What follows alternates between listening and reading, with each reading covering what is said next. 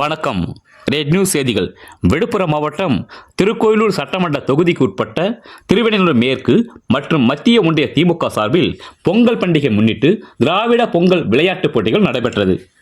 திருவெண்ணூர் மத்திய ஒன்றியம் சித்திலிங்கமன கிராமத்தில் நடைபெற்ற விளையாட்டுப் போட்டிகளை திருக்கோயிலூர் சட்டமன்ற தொகுதி உறுப்பினரும் முன்னாள் அமைச்சருமான பொன்முடி கலந்து கொண்டு தொடங்கி வைத்தார். ஆண்கள் மற்றும் பெண்களுக்கான ஓட்டப்பந்தயம், கோகோ, கபடி ஆகிய போட்டிகள் நடைபெற்றது. ஒன்றிய அளவில் வெற்றி பெற்ற விளையாட்டு வீரர்களுக்கு இன்று மாலை பரிசு தொகை வழங்கப்பட உள்ளது. முன்னதாக முன்னாள் அமைச்சர் பொன்முடி அண்டாயநல்லூர் கிராமத்தில் உள்ள ரேஷன் கடையில் பொதுமக்களுக்கு பொங்கல் தொகுப்பினை வழங்கி பொங்கல் வாழ்த்துக்களை தெரிவித்துக் கொண்டார். இந்த நிகழ்ச்சியில் ஒன்றிய கழக செயலாளர்கள் விஸ்வநாதன், சடகோபன், ஒன்றிய கவுன்சிலர் சதீஷ்குமார் ராதா உள்ளிட்ட பலர் கலந்து கொண்டனர். ரெட் நியூஸ் தமிழ் செய்திக்காக திருக்குறள் செய்தியாளர் முத்துக்குமரன். செய்திகளை உடனுக்குடன் தெரிந்து கொள்ள ரெட் நியூஸ் தமிழ் சேனலை சப்ஸ்கிரைப் செய்யவும்.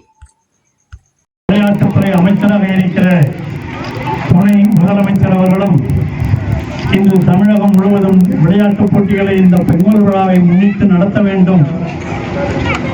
திராவிட மாடல் பொங்கல் இந்த தமிழர் திருநாள், இதிலே எல்லோருக்கும் விளையாட்டுப் போட்டிகளை, அதுவும் குறிப்பாக இங்கே ஓட்டப்பந்தயம், அதே போல கபடி, இவைகளெல்லாம் நம்முடைய கலாச்சார பண்டிகைகள்.